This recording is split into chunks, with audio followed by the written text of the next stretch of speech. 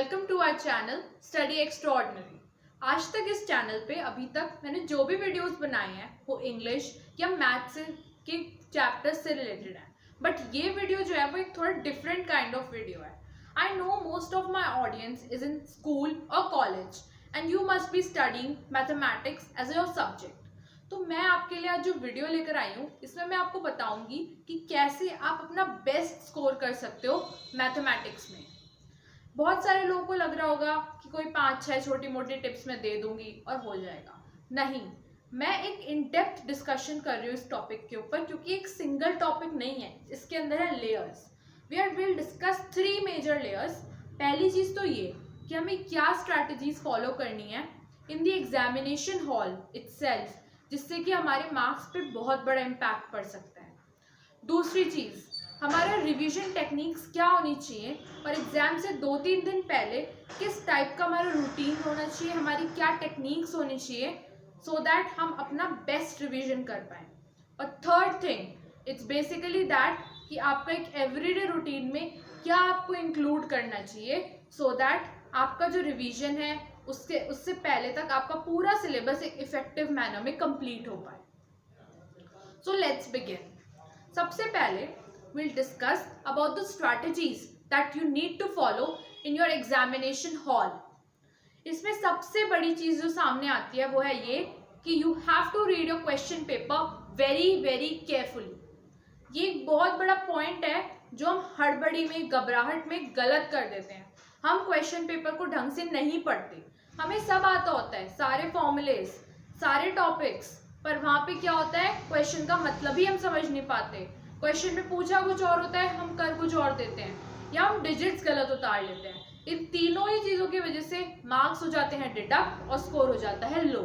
तो ये हमें नहीं करना, क्वेश्चन को हमें ध्यान से पढ़ना है। दूसरी चीज़, हमारा जो कंप्लीट फोकस है वो सिर्फ हमारे ऊपर होना चाहिए, हमारे क्वेश्चन पेपर, हमारी आंसर बुक और हमारे पास जो भी दिमाग में नॉलेज है उस पर। हमें किसी और से कुछ भी दिमाग नहीं लगाना कि किसी और ने क्या लिख रहा है, कोई क्या पूछ रहा है, एक्स्ट्रा शीट ले रहा है, क्या कर रहा है, कुछ नहीं। अपना फोकस अपने ऊपर रखो, तभी अपना बेस्ट आउटपुट दे पाओगे आप। The third thing and the most important thing, हमें पेपर को ऐसे नहीं लिखना कि आंसर सॉल्व कर दिया हो गया, नहीं, हमें अपनी आंसर शीट को स्टैंड आउट करवाना है। वहाँ पे एग्जामिनर बैठा है जिसके पास आ रही है 100, 200, 500 कॉपीज, उसको एक दिन में चेक करनी है इतनी सारी कॉपीज, तो वो तो बोर हो जाएगा ना। तो आपको कुछ ऐसा करना है अपनी नोटबुक में कि एग्जामिनर आपकी नोटबुक को देखकर इम्प्रेस हो जाए कि भाई क्या बात है, क्या कॉपी है। इसके लिए मैं आपको कुछ टिप्स बताऊंगी जो अपने दिमाग में रखोगे और फॉलो करोगे तो आपकी नोटबुक डेफिनेटली अलग आएगी और लोगों की नोटबुक से। पहली चीज़ तो ये कि जो भी क्वेश्चन नंबर है उसको क्लियरली लिखो, बड़ा बड़ा, कि दिखे प्रॉपरली। दूसरी चीज़, हर क्वेश्चन के बाद आपको जोड़नी है 2 से 3 लाइन्स। इस 2 से 3 लाइन्स का फ़ायदा ये है कि आपके लिए भी होगा और कॉपी की नीटनेस भी मेंटेन रहेगी। आपके लिए सबसे बड़ा एडवांटेज इसमें ये है कि कभी कभी क्या होता है, आप क्वेश्चन सॉल्व कर रहे हो, एंड तक पहुंच गए लेकिन पता नहीं कुछ मिसिंग सा लग रहा है, कुछ भूल जाते हैं, कुछ समझ नहीं आ रहा, और जब हम बाकी क्वेश्चन सॉल्व कर रहे होते हैं ना, हमें वो चीज़ याद आ जाती है। तो अब अगर हमने कोई स्पेस नहीं छोड़ी होगी अपने क्वेश्चन के बाद, तो कहाँ लिखोगे उसको, पहुँच हो जाएगा, गंदा सा लगेगा। तो इसीलिए ये 3 लाइन्स जो है ना, इसको यूटिलाइज करो। इसमें आप जो भी एंड में सोच रहे हो वो आप लिख सकते हो, तो आपकी कॉपी भी साफ सुथरी लगेगी और एक स्पेस भी मेंटेन होगी। क्वेश्चंस में एक डिवीजन बनेगा कि हाँ भाई, फर्स्ट क्वेश्चन यहाँ खत्म, सेकेंड क्वेश्चन यहाँ से start. The third thing is, maths में क्या होता है, रफ वर्क बहुत ज़्यादा होता है, कैलकुलेशंस हो गई। अब हम क्या करते हैं, हम सोचते हैं रफ वर्क को छुपाओ, उसको क्वेश्चन पेपर पे कर लिया, नोटबुक के लास्ट में कर लिया, दिमाग में करने की कोशिश करी, पेंसिल से लिख के इरेज कर रहे हैं, कटिंग कर रहे हैं, ये सब बिल्कुल नहीं करना। सबसे बेस्ट स्ट्रैटेजी है, राइट हैंड साइड पे एक मार्जिन बनाओ आप, और उस मार्जिन के ऊपर लिख दो रफ वर्क, और वहाँ पे अपना करो सारा रफ वर्क, हर पेज पे बना लो आप। ये इससे बहुत अच्छा इंप्रेशन पड़ता है टीचर के ऊपर, उसको लगता है कि हाँ, बच्चे ने अपने हिसाब से अच्छे से सॉल्व करा है पूरे क्वेश्चन को और तब आंसर लिखा है। ऐसा नहीं कि वो रट के आया था कोई क्वेश्चन या उसने किसी के में से कॉपी कर लिया। तो एक बहुत अच्छा इंप्रेशन प्रोवाइड करने के लिए रफ वर्क को आप वहीं पे साइड में करो, बहुत अच्छा रहेगा। देन द नेक्स्ट थिंग, जो भी आपको आंसर सॉल्व करके आ रहा है ना, आपका मेन आंसर, उसको ऐसा नहीं है कि अपनी हैंडराइटिंग के बीच में मिक्स कर दो। बहुत लोगों की छोटी हैंडराइटिंग होती है, कंजस्टेड हैंडराइटिंग होती है, जिसकी वजह से क्या होता है, क्वेश्चन पूरा सही करते हैं, स्टेप्स भी सारे करते हैं, बट आपका जो आंसर आता है ना, वो उन स्टेप्स में मिक्स हो जाता है, तो आपको टीचर को पता ही नहीं चलता कि फाइनल आंसर कहाँ आ गया। तो इसके लिए क्या करोगे, फाइनल आंसर को एक बॉक्स में लिखोगे जिससे वो स्टैंड आउट हो, अलग से दिखे, ठीक है। And the last thing you have to do in this is कि जो भी आपका क्वेश्चन पेपर में ऑर्डर दिया है क्वेश्चंस का, ट्राई करो कि उसी ऑर्डर में सॉल्व करो, इधर उधर मत करो, फर्स्ट क्वेश्चन कर लिया, फिर थर्ड क्वेश्चन कर लिया, 8th क्वेश्चन कर लिया, नहीं। ऐसे क्या होता है, टीचर हो जाता है कंफ्यूज, क्वेश्चन पेपर घुमाता रहेगा, कॉपी घुमाता रहेगा, और कहीं ना कहीं आपके नंबर जो होते हैं ना किसी क्वेश्चन में देने रह जाते हैं, और फिर आपके मार्क्स कम आते हैं। तो फिर यही चीज़ है कि इसको दिमाग में रखो, एग्जामिनेशन में एग्जामिनर के हिसाब से लिखना है, अपने हिसाब से नहीं लिखना, ठीक है। Coming to the fourth point, जो भी आपके टूल्स यूज होते हैं ना मैथ्स में, जैसे प्रोटेक्टर हो गया, कंपास हो गया, स्केल हो गया, पेंसिल हो गई, डिफरेंट पेन्स हो गए, इरेजर होगी, ये सब जो है ना आप अपने अपने लिए लेकर जाओगे, किसी से आपको लेना नहीं है, किसी को आपको देना नहीं, क्योंकि एग्जामिनेशन में टाइम होता है लिमिटेड, और मैथ्स का पेपर तो मोस्टली इतना लेंदी आता है कि हम अगर हम इन सब चीज़ों में टाइम वेस्ट करेंगे तो हमारा डेफिनेटली कोई ना कोई क्वेश्चन छूट जाएगा। तो इस चीज़ में टाइम वेस्ट नहीं करना, अपना सामान लेकर जाना है। और दूसरी चीज़ ये कि बोर्ड एग्जामिनेशंस में जब आप ये आदान प्रदान करते हो सामान का, इसमें क्या होता है कि कभी कभी जो एक्सटर्नल लोग राउंड पे आते हैं ना चेक करने के लिए सेंटर में कि कोई चीटिंग तो नहीं कर रहा, आप चीटिंग के मामले में फंस जाते हो, चाहे आपने की नहीं हो, लेकिन उनको लगता है कि आप एक्सचेंज कर रहे हो सकता है कोई इसमें चिट वगैरह हो, या आप आंसर बता रहे हो, तो ये आपको बिल्कुल नहीं करना। अपना सामान लेकर जाओ, ना किसी को दो, ना किसी से लो। The fifth point is what is ignored by almost 80% of the students.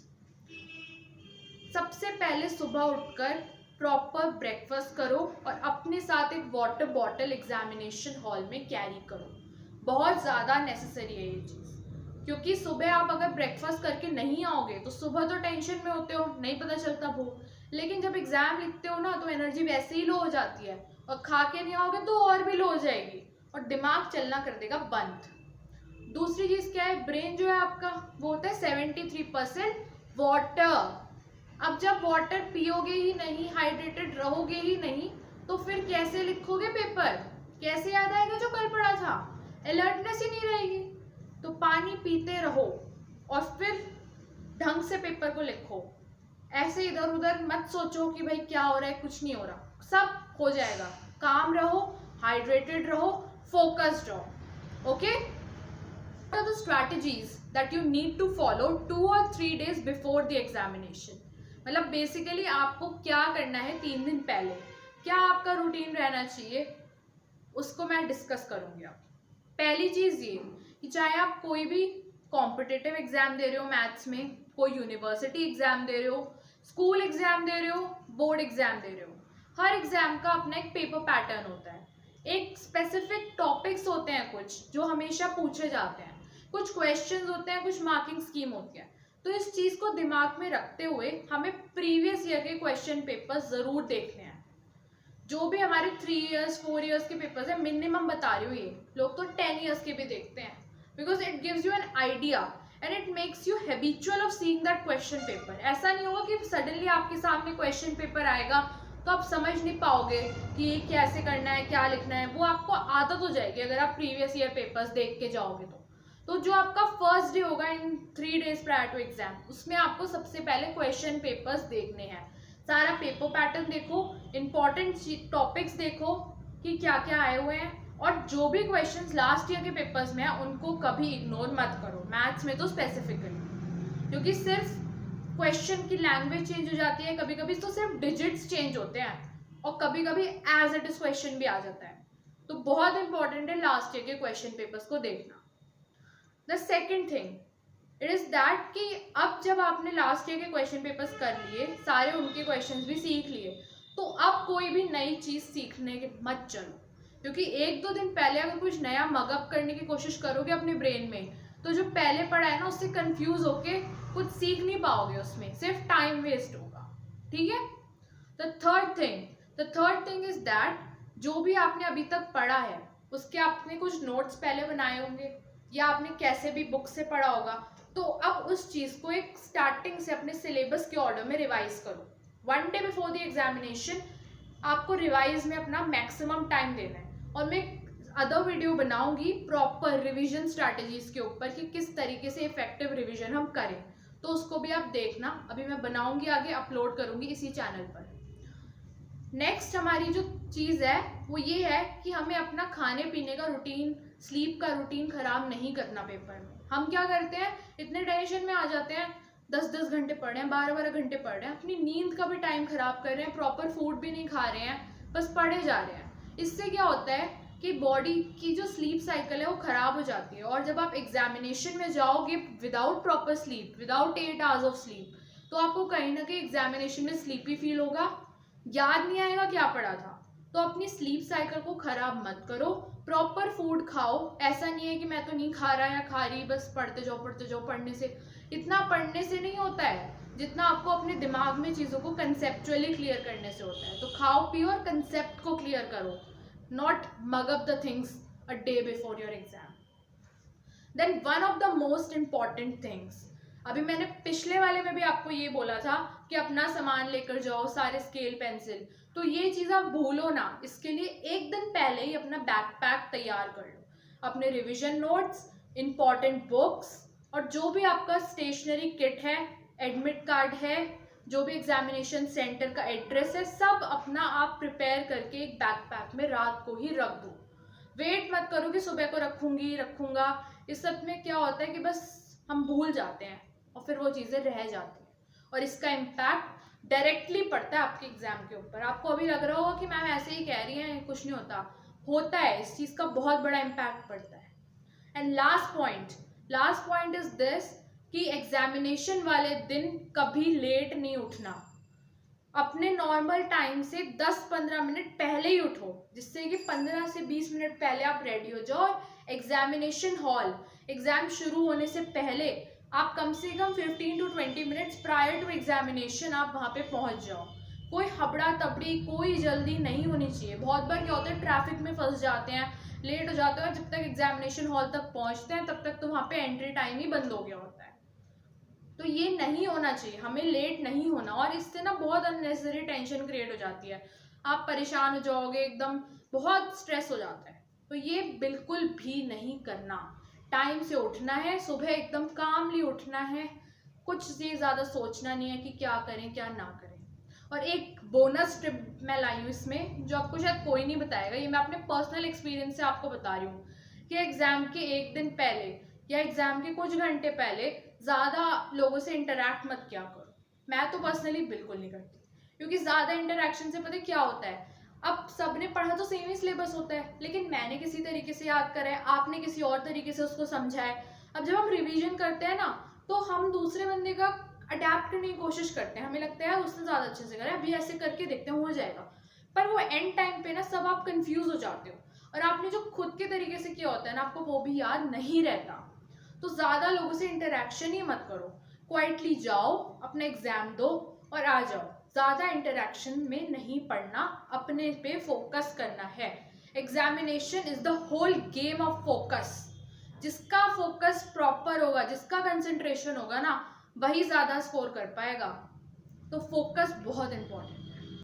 Now coming to the most important, everyday study routine tricks. भाई ये टिप्स तो ना गांठ मार लो, करनी ही करनी है रोज। सेशन स्टार्ट हो, बीच में हो, जब भी आपको तब सवेरा है यार, जिस दिन समझ आए उस दिन से लग जाओ। द फर्स्ट थिंग, एक प्रॉपर स्टडी शेड्यूल बनाओ। ये सोचोगे कि खाली वीकेंड्स पे कर लूंगा हो जाएगा, नहीं होता। जब तक रेगुलर नहीं पढ़ोगे टॉपर नहीं बनोगे। तो रोज पढ़ो प्रॉपरली, एक रूटीन से पढ़ो, चाहे 2 घंटा ही पढ़ो दिन में, लेकिन अच्छे से पढ़ो, ठीक है। सेकेंडली, अब मैथ्स ना एक ऐसा सब्जेक्ट है, शुरू में तो लगता है कि हो जाएगा, इजी है, कुछ नहीं है, पर भाई मैथ्स में अगर बेसिक से कंसेप्ट स्ट्रॉन्ग कर लिया ना, तो एडवांस ना सीढ़ी की तरह चढ़ जाओगे एकदम। तो सबसे ज़्यादा इम्पॉर्टेंट है कंसेप्ट बनाना, रट्टा नहीं लगाना। रट्टा लगाओगे तो जूनियर क्लासेस में तो स्कोर कर सकते हो, स्कूल एग्जाम होता है, थोड़ा पता ही होता है किस टाइप के क्वेश्चन आएंगे, हो जाता है स्कोर। बट बोर्ड एग्जाम्स में ना बॉस चक्रा खा जाओगे, तो इसलिए रट्टा नहीं लगाना, कंसेप्ट बनाना है। थर्ड थिंग, जितने भी आपके रिमेनिंग क्वेश्चंस होते हैं ना, जो स्कूल में टीचर्स बोलते हैं कि चलो इतने इतने मेन क्वेश्चंस कर लो, बाकी के बच्चे छोड़ो, इन क्वेश्चंस को छोड़ना नहीं है, इनको आना है घर पे एक सेपरेट रजिस्टर में आप सॉल्व करो, जिससे कि पता चलेगा। कभी कभी उसमें ही कोई ऐसा क्वेश्चन होता है जो हमें नहीं आता, और हम फिर लास्ट डे देखते हैं ना उसको, तो टेंशन होती है कि यार ये नहीं हो पा रहा, कैसे करें, किससे पूछें। तो प्रॉपरली पहले रजिस्टर में सॉल्व कर लो, उसको अपने आंसर की तरह बना लो, और जब भी डाउट्स हैं पूछो। The fourth is the main point, इस पॉइंट को बॉस याद कर लो, भूलना ही नहीं है। Formulas should be in your blood. Maths और फॉर्मूले दोनों साथ साथ चलते हैं। फॉर्मूलाज तो भाई ऐसे होने चाहिए कि कभी भी पूछ लें आपसे, आपको आना चाहिए, सोते उठते जागते कभी भी, whatever you are doing, जो भी आपसे फॉर्मूला पूछे आपको फॉर्मूला एकदम निकल के आने चाहिए अंदर से।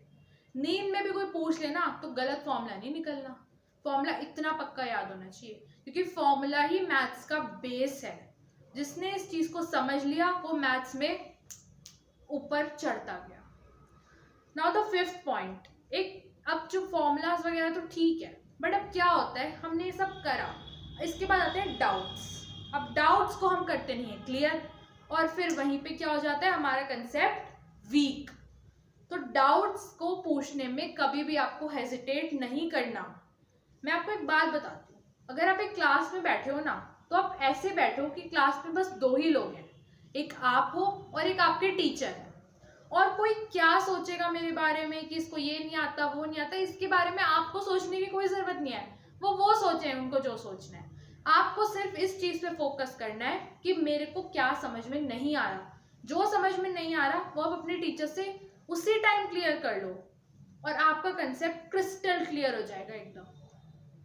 ओके, और मैं अब ये चीज़ बोलना चाहूँगी, चलो अब हर बच्चे की जो ब्रेन होती है ना वो अलग तरीके से वर्क करती है। अब कुछ लोग होते हैं जो सेल्फ स्टडी से बहुत एक्सेल कर जाते हैं, इन टिप्स एंड ट्रिक्स भी किसी के ऊपर तो इतना अच्छा वर्क करेंगे कि बस 100% ही आ जाएंगे, और कुछ लोग अपने वाले से इम्प्रूव तो कर पाएंगे, लेकिन क्या होता है कि अब हमारे ना ब्रेन का फॉर्मेशन ऐसा होता है कि कुछ लोग न्यूमेरिकल चीज़ों में अच्छे होते हैं, कुछ लोग वर्बल चीज़ों में अच्छे होते हैं, कुछ लोग क्रिएटिव साइड अच्छी होती है, कुछ की एनालिटिकल साइड अच्छी होती है। तो फिर ये जो डिफरेंस आता है ना, इससे कहीं ना कहीं मार्क्स में भी डिफरेंस आता है। तो जो लोगों को ऐसा लगता है कि उनका कंसेप्ट स्टार्टिंग से ही मैथ्स का वीक है, तो उनको ना कोई एक्सटर्नल हेल्प लेने से डरना नहीं चाहिए। अगर आपको ऐसा लगता है कि मुझे कोई एक एक्सटर्नल पर्सन, चाहे वो ऑनलाइन हेल्प आप लो चाहे वो ऑफलाइन हेल्प लो, अगर इस हेल्प से आपको ये लगता है कि कहीं ना कहीं मेरे मार्क्स में या मेरी नॉलेज में इम्प्रूवमेंट होगा, तो आपको बिल्कुल भी नहीं डरना। आपको वो हेल्प लेके अपनी दुगनी मेहनत करके प्रूव करना है कि yes I can do this. Okay, now the last point. अब आप बोलोगे कि यार ये तो हर कोई कहता है, इसमें कुछ नहीं होता कुछ नहीं होता, but a healthy mind always resides in a healthy body. इस बात को मान लो। आजकल का तो हमारे एनवायरनमेंट ही इतना खराब है, हम खाते भी जंक फूड है, इन सब से ना हमारे दिमाग में हमारी बॉडी में हर जगह जंक लग जाती है। तो बेटा ये समझ लो कि हेल्दी अपनी बॉडी को रखना ना बहुत इंपॉर्टेंट है। अपने दिन में से सिर्फ 30 मिनट्स आप निकाल लो अपनी बॉडी के लिए। कुछ भी करो, जो भी आपको पसंद है, कोई भी गेम खेलो, डांस करो, वर्कआउट करो, जिम करो, whatever you feel like your body needs, you should do it, but you have to do it. और हेल्दी तो खाना ही खाना है, जितना हेल्दी खाओगे, बाहर का कम खाओगे, हेल्दी बने रहोगे, ब्रेन भी एक्टिव रहेगा, और फिर जब ब्रेन चलता है तो मार्क्स आते हैं। सो आई होप इस वीडियो से आपको मैंने जो भी समझाया आपको समझ आया होगा, और ये जितने भी टिप्स एंड ट्रिक्स हैं आप इनको अपने मार्क्स के लिए अप्लाई करके देखो, आपकी ना जिंदगी बदल जाएगी। So we will meet you in the next video, till then bye bye.